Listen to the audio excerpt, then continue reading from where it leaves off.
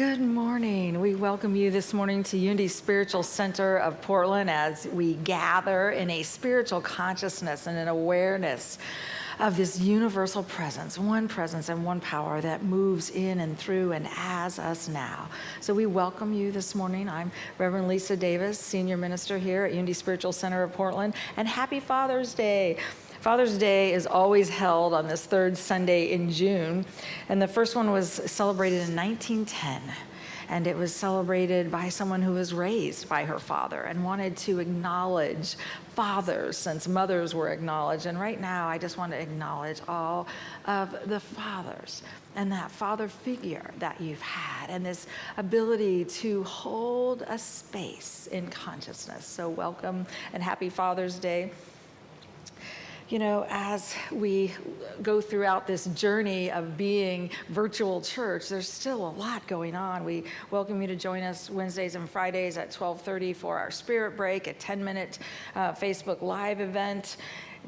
This Sunday, our new series starts, The Sacred Journey, How Then Shall We Live? Really looking for 7 weeks into who we are and how we live and what it is we'd like to do along this sacred journey. And I invite you to join small groups. Those small groups are happening.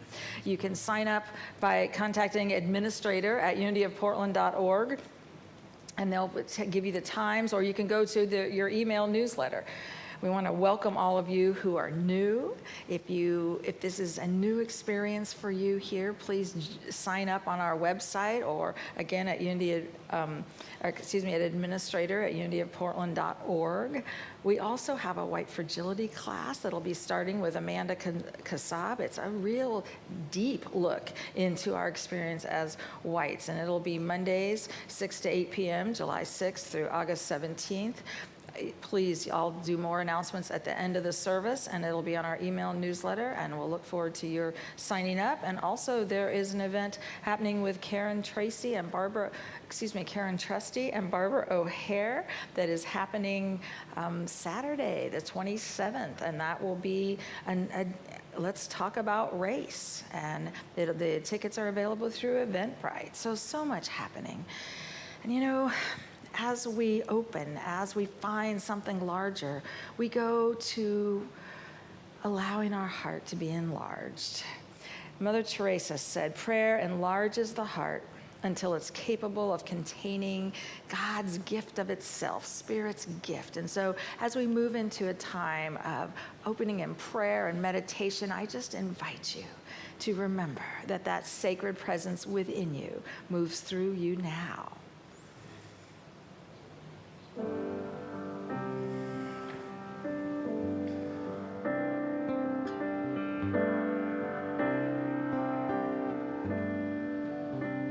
So sacred, so secret, so precious, this love. So sacred, so secret, so precious, this love. So sacred, so secret, so precious, this love. So sacred, so secret, so precious, this love. I will share, I will share, I will share, I will share, I will share, I will share this love, this love, this love, this love.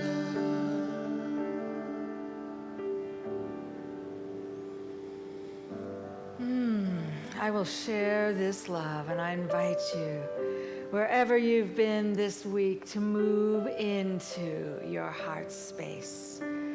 Whatever's happened out there, move into that sacred place of knowing.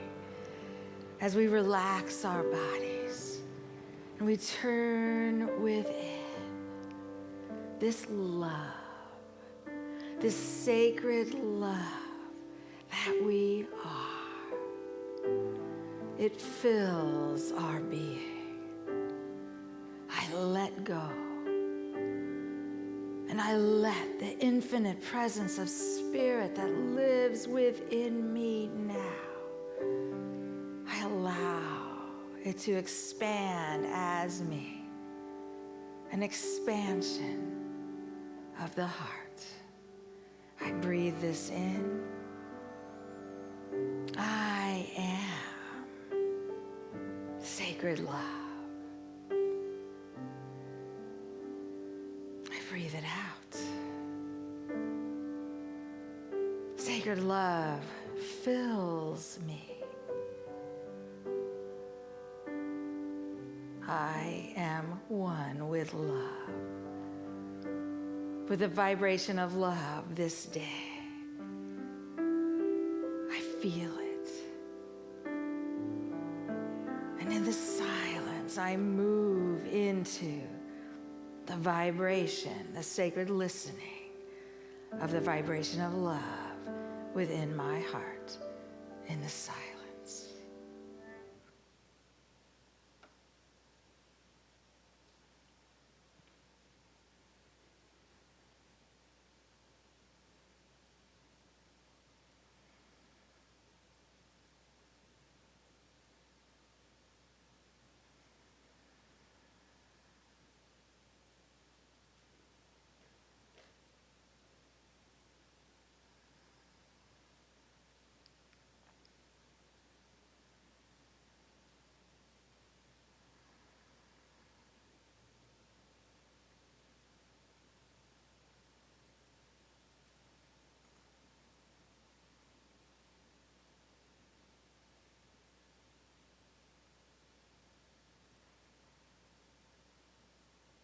Sacred love is an eternal remembering. Again and again, I allow every cell of my body to remember the love, the vibration of love that lives as me, within me, through me, as me this day. And I know that I move out into this world remembering that sacred love enfolds me. It enfolds every being on this planet.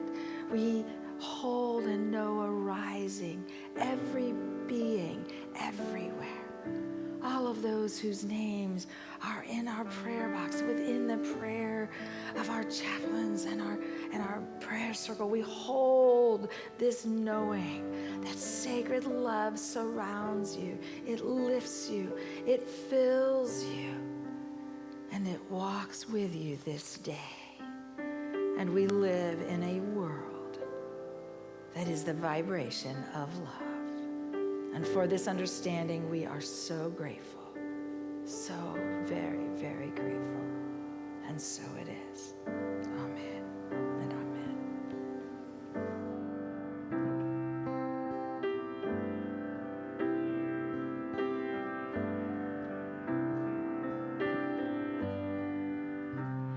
So sacred, so secret, so precious, this love. So sacred, so secret, so precious, this love. So sacred, so secret, so precious, this love. So sacred, so secret, so precious, this love. I will share, I will share, I will share, I will share, I will share, I will share this love, This love, this love, this love.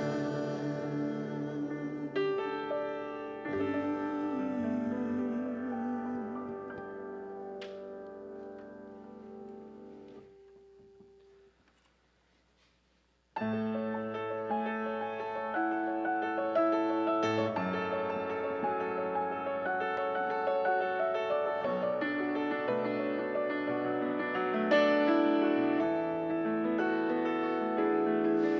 I was God, if God were me, I would stop all the fighting and wars and bring the world peace. And if I was love, if love were me, then forgiveness would be the whole truth and the darkness would cease, releasing the prisons of guilt and set the souls free. If I was you, and if you were me, we could finally live our lives as one and change history. And if you were me, and if I was you, we could see through the other one's eyes and walk in his shoes. All the hate in my heart would subside and love would ensue. If I was God, yeah.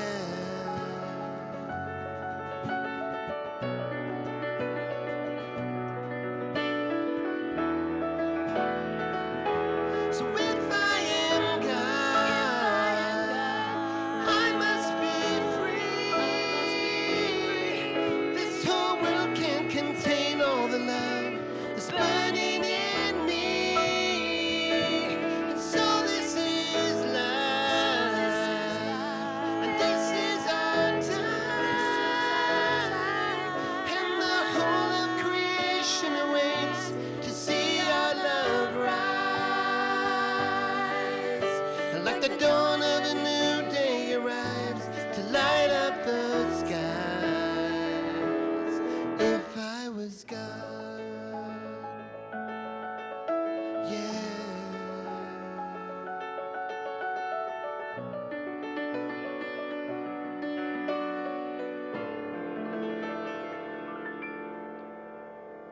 And if I was God, if God were me, I would see through the haze of this world and yet still believe. And if I was love, if love were me, I could trust that our love would endure and the rest was a dream. And know that life is much more than it seems. I wouldn't change a thing. And just let love be, living through you and living in me. What love will be since we are God.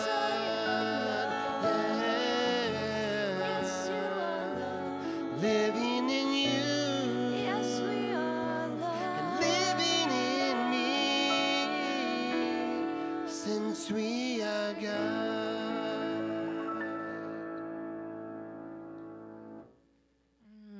And thank you to our wonderful musicians, Michael and Mark and Susan and Gina. It is a delight to have you here. And this idea, since we are love, since we are the presence and power, this movement of spirit, this infinite intelligence, and you may call it God, it lives within you and around you and as you. And as we gather this morning, I just invite you to take that deep, sacred breath. The journey we're upon, and this next 7 weeks, we're doing something I call the title, The Sacred Journey. How then shall we live? Wow, life is happening all around us. It's happening within us. There's so many things that are moving, and you could feel like they're exploding within you. around you this day, thoughts and ideas, and we're just simply going to look at some of the eternal questions. Do you know these questions live within us? They're a consciousness. And as we are, I really look at this, we are the universe becoming aware of itself. You are the universe becoming aware of itself as you, in that point of consciousness that you are. We get to look again. Now, we'll be using this book, How Then Shall We Live? Simple questions that reveal the beauty and meaning of our lives. And by the way, it says 4 simple questions. We've added a few more.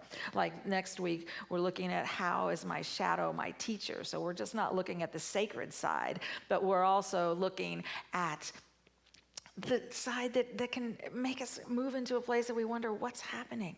But I want to start. Wayne Muller, the author of this book, said, many of us, distracted by the rush and pressure of our days, manage to suppress or ignore these fundamental questions until we are confronted with something that wakes us up and we begin to listen to how things really are in our lives. Anybody recognize maybe we've had a wake-up call? Maybe we had to stay in our houses long enough that these ancient questions that in every part of humanity, they have moved, they have bubbled up, they have been a part of something larger. They are moving through you. And many times we just say, I'm too busy with this or this or this, but something happens.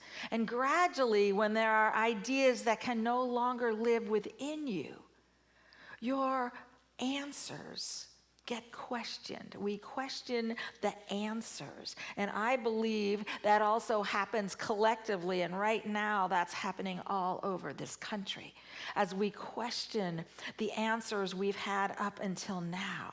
And then we feel pulled in another direction. One phase of this journey, we've gone this far, I believe it ends. And the recreation of a larger idea. And the question for today is, who am I? Who am I? Now, you have a lot of answers. We all do. But how do we create right now when this country says, who am I? How do we create and find a larger map? Because one thing that happens when we know the old view of ourselves or how we fit into humanity or how humanity's organized, when it no longer fits, and thank you, God, we are growing out of an old idea, then a larger one comes in. But how do we find, where do we find a new map, a new place where we can find this? I believe that we get to really contemplate some of these questions, and that's what we're going to be doing. This is a sacred journey we're asked to take. And periodically it comes to a point where we can't go any further if we don't take that inner exploration.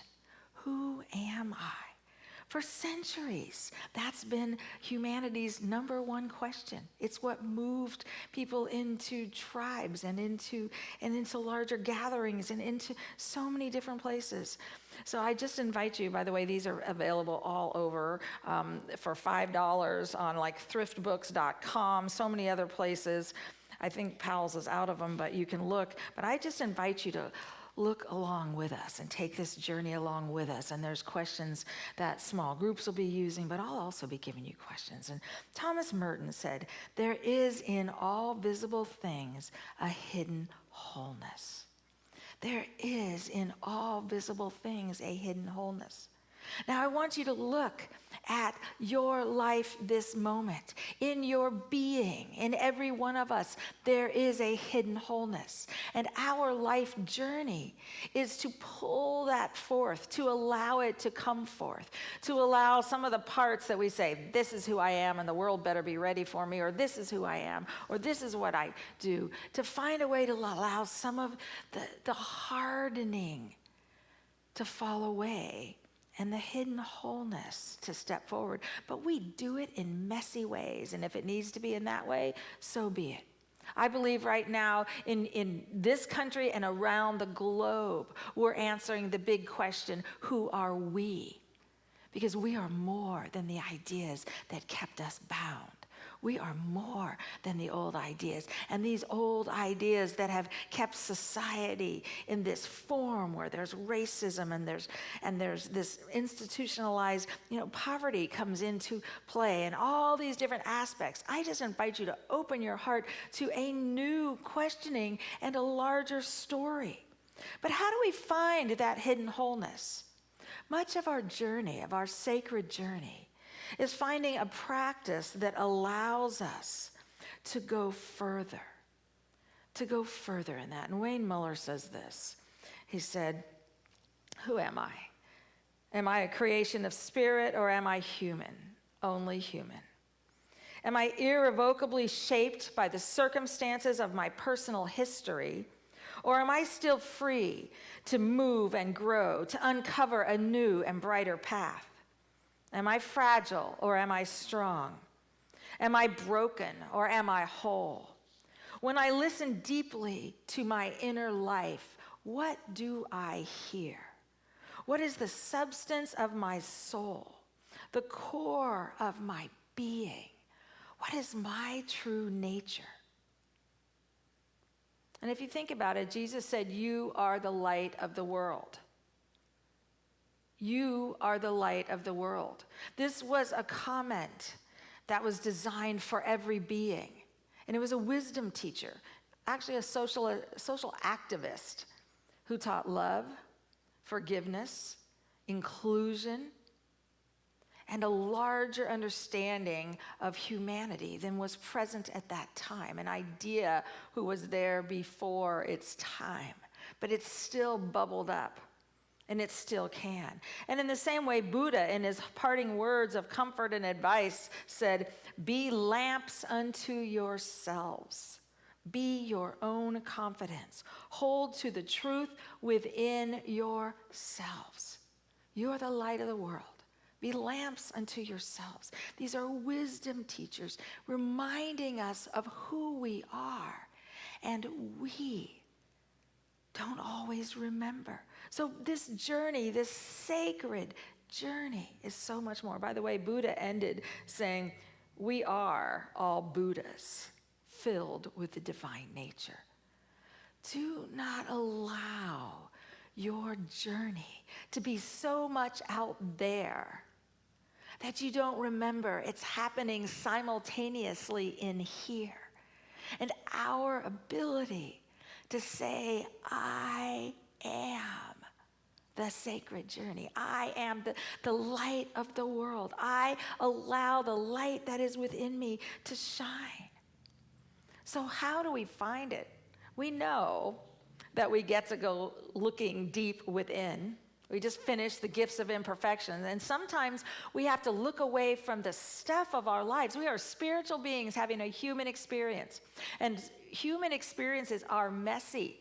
They just simply are. Many times we've been taught in our upbringing, if you're good and everything's calm, it's okay. I believe right now we're being asked to learn a different story. And that is learning to stand in the truth that we know, the highest that we know, and say yes to a larger understanding.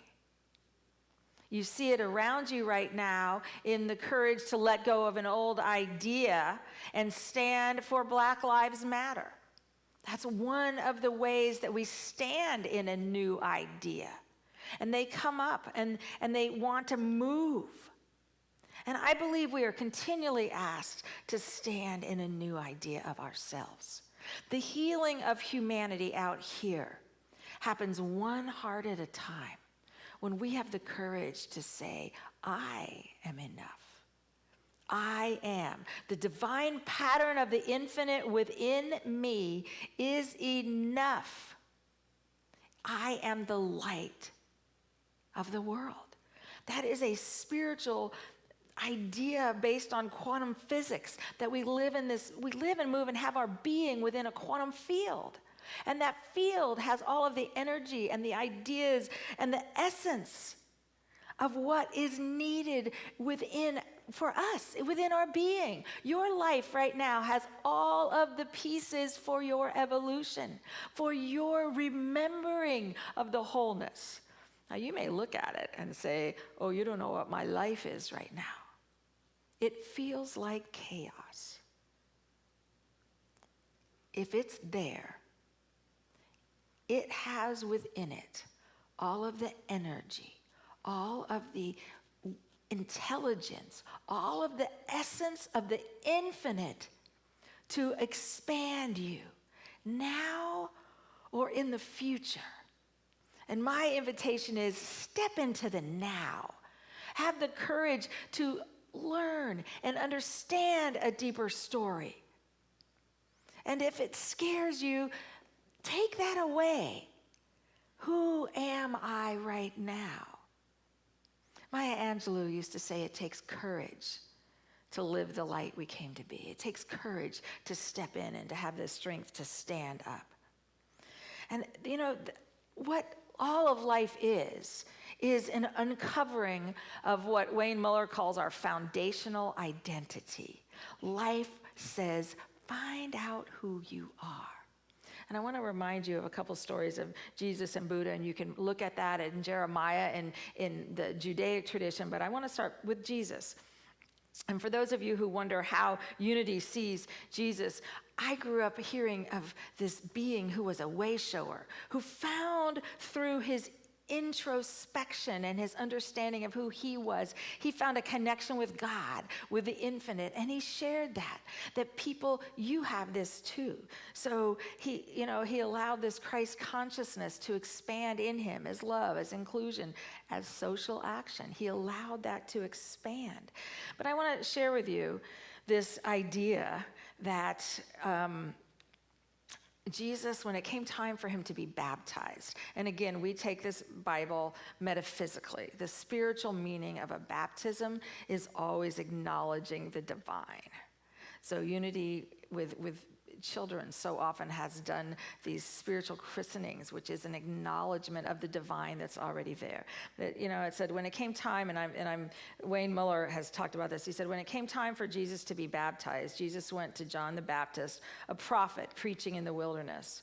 When John baptized Jesus, the heavens opened and the Spirit of God descended like a dove and alighted upon Jesus. Now remember, this is a spiritual tale of humanity. So it's the archetype of finding your identity. And so this ascends and says, then a voice from heaven spoke clearly and with great authority. This is my son with whom I am well pleased. At this point in the gospel the gospel story, at his baptism, we find out who Jesus really is. He is the offspring of God. There is a spirit in you that tells you that same message, for it is within every being. You are the creation of spirit. You are the child of God. At this point, he figures out who he is, and for Jesus, this baptism marks the beginning of a journey that fully reveals that. He begins to live that and learn who he is through that. And immediately after the baptism, of course, Jesus is led into the wilderness. Anybody been led into the wilderness lately? He must begin to prove himself, which is saying yes to this and no to this, and to God, that he understands his divine nature. And there he's tempted by Satan. Now again, that's an idea that is not, it doesn't have enough energy or vibration to move. Who tries to entice Jesus to bargain away his spiritual power for worldly comforts and powers. He tries to induce Jesus to do things that would dishonor the truth of who he is, to settle for less than his spiritual destiny. With courageous resolve, Jesus refuses again and again to bargain away his allegiance. And he finally sends Satan away, and the angels flock to minister to Jesus. This is an archetype. Our lives are filled with times when the question, who am I, comes up. And we get to step into it more fully. If in the past we've given away the truth of who we are, believing we're not enough, it's when we say, I am enough for this moment. for this expansion in consciousness, and it will teach me. Do I believe that there isn't enough for me? Again, we're asked to send that away, to say, no, that's not the truth. And sometimes it takes everything we have to do this little thing, and then we put ourselves down the next breath. That's where we're asked again and again to enlarge our knowing. But what that allowed was this being, this way shower, built a more clear awareness of who he was walking this journey. All of life is that. And he took on this energy of, I am a creation of God. And then he said, and so are you. The things I do, you can do also. So there's, these are long stories. With Buddha, it was very similar. The story of Buddha's awakening is not unlike Jesus' story. Young Siddhartha was raised in a palace. He didn't see death or devastation. They were so careful to keep it away. And then when he finally saw it, and he saw the inevitability of illness and old age and death, he said, no, I've got to get these ideas out of me. And gradually, of course, he realized that wasn't the answer. But instead, he went within and he said, I will sit here until I allow an awakening, an enlightenment that happens, and I know who I am. And finally, at the rising of the morning star, he saw clearly that the nature of joy and sorrow, birth and death, he saw a larger picture, and that it was within him, and the enlightenment. He saw the nature of all things and his infinite nature. And he came away knowing and Buddha, by the way, means I am one who is awake. And he realized that he was awake, for that presence was within him. Everyday life, it may not be so dramatic. I'm not going to sit underneath a tree because there's laundry to do, and there's beautiful beings to be around as I work with my teenagers and we work with our lives, or where we are or where we aren't right now. But all of life is asking us to ask the question, who am I right here? And do I have the courage? Do I have the courage to go within and to say, Spirit, who am I? And to come away with the answer, I am more than this. Because one of the things we get to do is we ask the eternal question, and that's the first thing. Are you asking the question, who am I? And finding an answer that believes I am the light of the world, that allows it to be awakened in you. And then we get to look at our stories. And we begin getting to ask the question of our stories, of is there more? Wayne Muller says, neither my pain nor my confusion can stop the relentless companionship of this true and faithful voice. Something more vital, strong, and true lies embedded deep within me. Sometimes I barely see it. I can't quite touch it. And then I experience something, and it reminds me, oh, there's something more. I've had people walk out of services and say, I remembered, I'm more than this. I've had people come from their homes and say, I walked outside and I took a breath and something expanded in me. It happens. There is an eternal remembering that happens. Do we have the courage to look at it and to find out where that is? So be careful what you name yourself. I want to start with that. The who we are depends upon the way we see. If we believe we are less than whole, we find ourselves acting like that. If we believe that, and he said, if we believe we're a thief, we'll act like a criminal.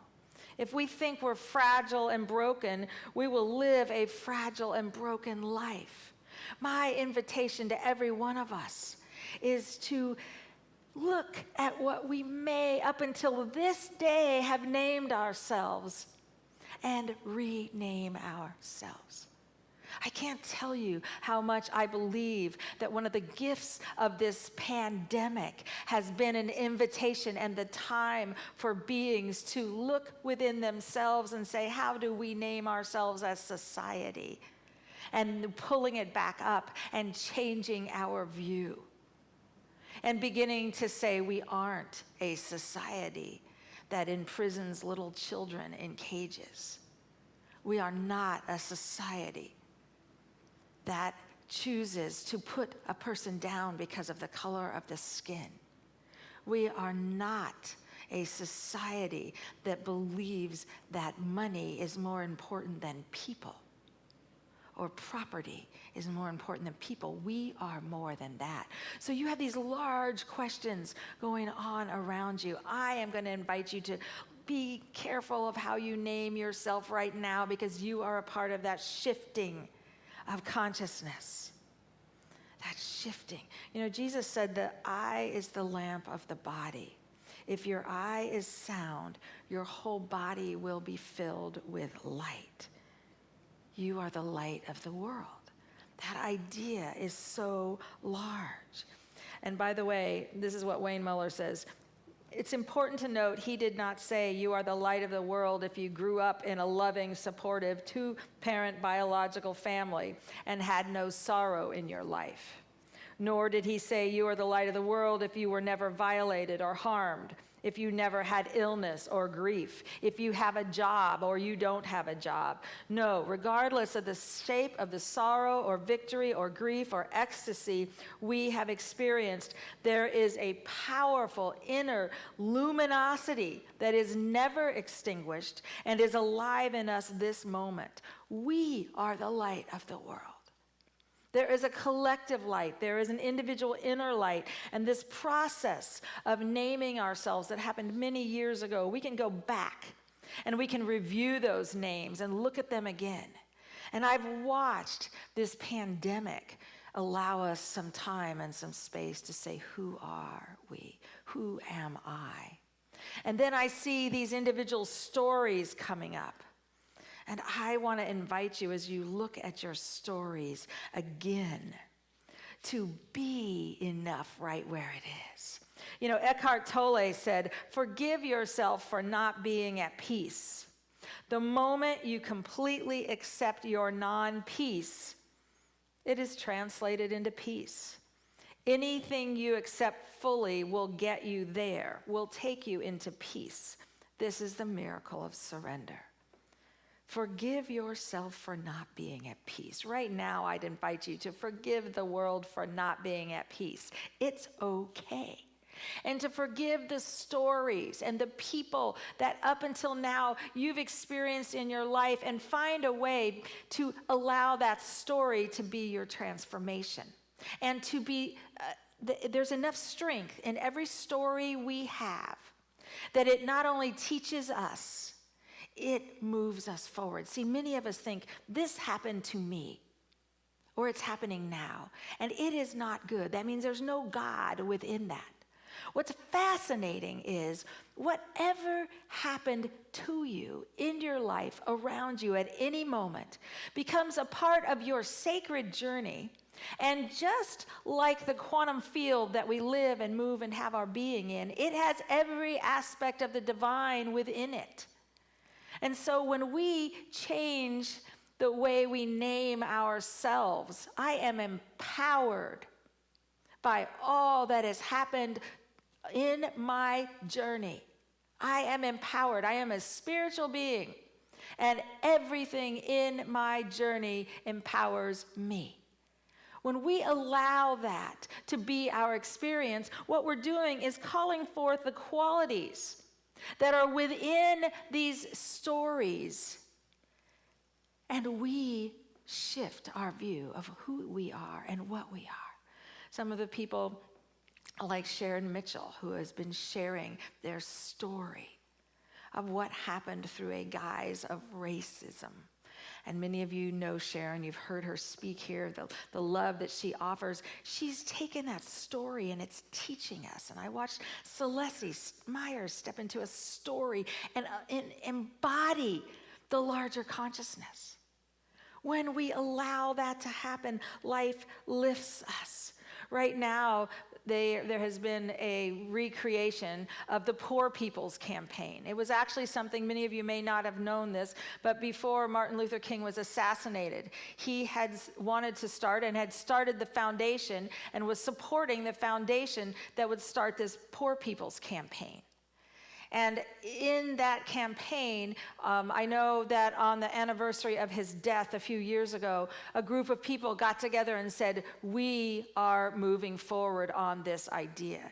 And yesterday, and I know it happens at 3 o'clock today, it'll be on Pacific time, it will be also rebroadcast, was a virtual march, and thousands of people are watching, saying, we no longer need to live within these ideas. The concept that the three richest people in the United States have more wealth than the lower 50% in the United States means there needs to be a change.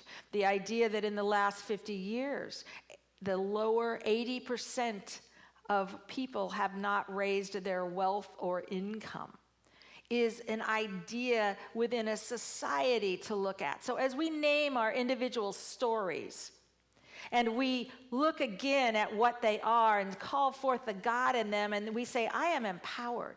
These stories teach me, and I share that with others. This story can be my greatest teacher, and it can empower me.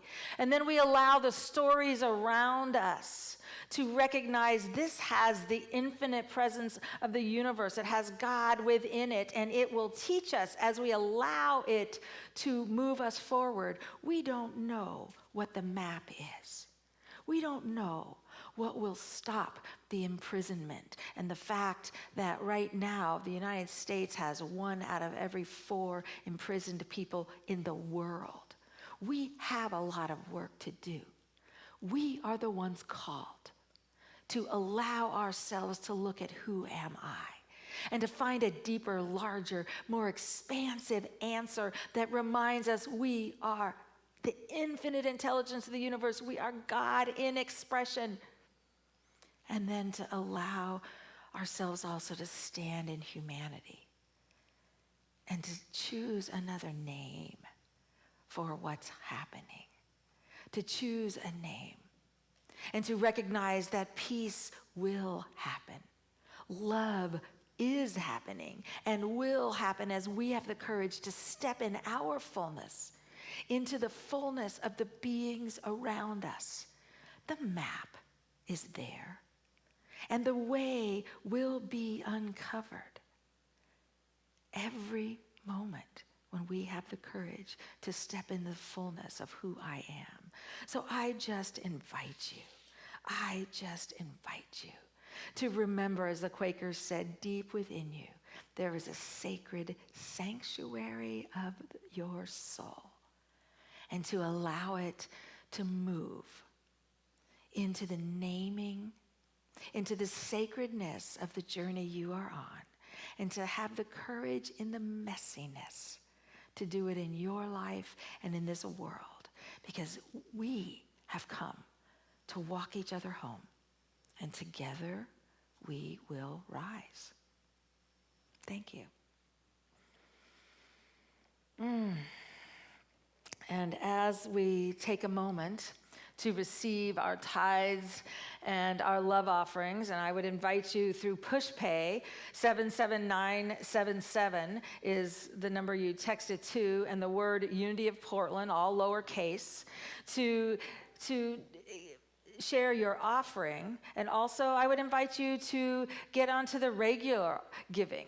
It's a very easy process on there, and it allows us to continue doing what we do. I thank you for the wonderful response we've had. But as you recognize these gifts, and whether they're going electronically, which mine are, so I hold this, but as we recognize these gifts and we hold the idea of enough, we name ourselves as enough. We name the substance of the universe as enough. We hold that knowing of enough. And we know that divine love through us, as us, blesses and multiplies all that we are, all that we have, all that we give, all of the universe in and through and as us now. And we are so blessed.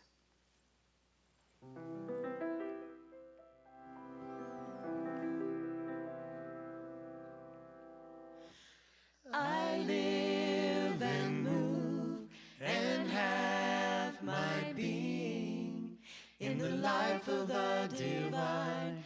I live and move and have my being in the life of the divine. Spirit never doubts me, is never troubled or afraid. If I stop and listen, I will hear it gently say, oh my child, you live and move and have all being in the life of the divine. You live and move and have all being in the life of the divine.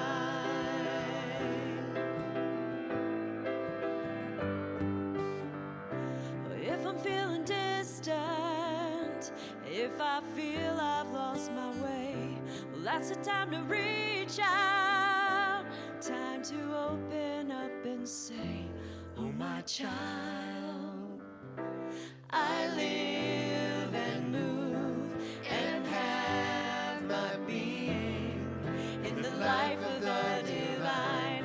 I live and move and have my being in the life of the divine.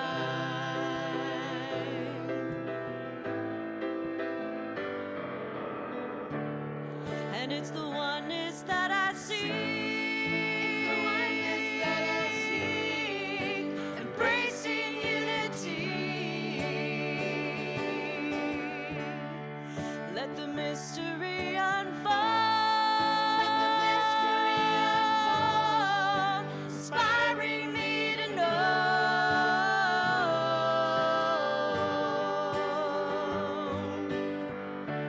I live and move and have my being in the life of the divine. I live and move and have my being in the life of the divine. I live and move and have my being in the life of the divine. I live and move and have my being in the life of the divine. A life of the divine. A life of the divine. Life of the divine.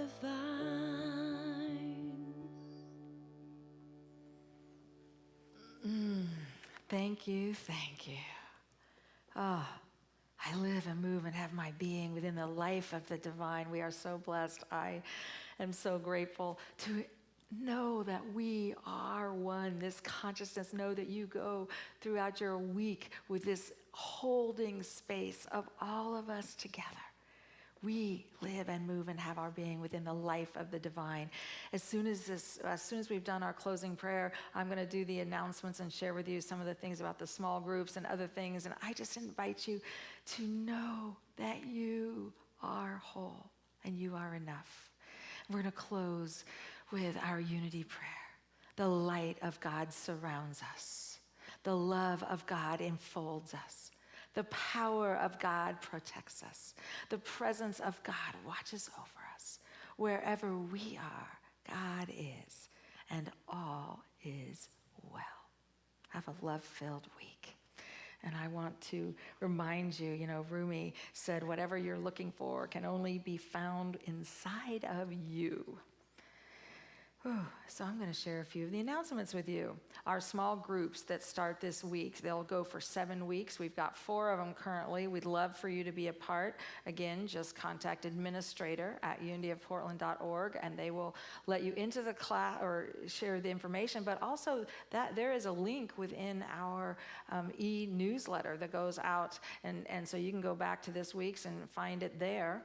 The White Fragility class with Amanda Kassab. This is a in-depth look at our experience as whites and looking what we need to do to create change within ourselves and within this country. And so as we continue to be clear on these ideas and go in depth at what we were raised with, what we were institutionalized into, knowing and seeing, it can be a very deep process. That'll be Mondays, 6 to 8 p.m., July 6th through August 17th. The fee is $100 or what works for you. So it'll be on a sliding scale. Again, contact the administrator at unityofportland.org. Also, then Karen Trusty and Barbara O'Hare, you've heard both of them speak here. I know Barbara O'Hare facilitated our Undoing the Systems of Racism. She was one of our facilitators, the several classes we did. They are doing a Zoom workshop Saturday, 1 to 3:30, June 27th on Zoom. Let's talk about race. And that is an Eventbrite thing, so you can go and search on that site for that. Let's talk about race with Karen Trusty and Barbara O'Hare. Also, our spring community outreach is going on. Thank you for the wonderful response. It is time to give to families in need. The Community Transitional School, you can donate. Again, this is a school of youth experiencing houselessness and feeding them and their families. They each get a box per week. They're doing 60 families. So it is non-perishable foods, and also regular size shampoo. They're still collecting that. So we'll be here Tuesdays and Wednesdays 12 to 4 so that you can drop things off, or you can donate directly to the Outreach Transitional School Fund on our PushPay, so 77977. And there's one that talks about the outreach with a transitional school. Camps for our youth and family ministry, the regional camps. Kids Camp is still going on. I believe today is the last day to sign up, and it's virtual. And also, that is happening. Our YOU, their camp in July is virtual, so you can contact youthed@unityofportland.org. We have Coffee and Connection beginning in 5 minutes. So the Zoom link is in the newsletter or also on Facebook. So we just invite you to celebrate this sacred journey. Thank you.